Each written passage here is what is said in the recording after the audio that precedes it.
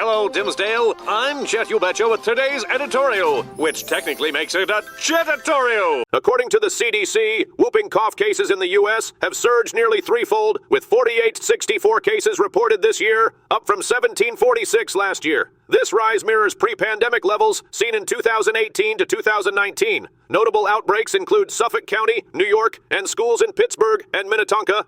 Dr. Felicia Skaggs Huang highlights the cyclical nature of these outbreaks.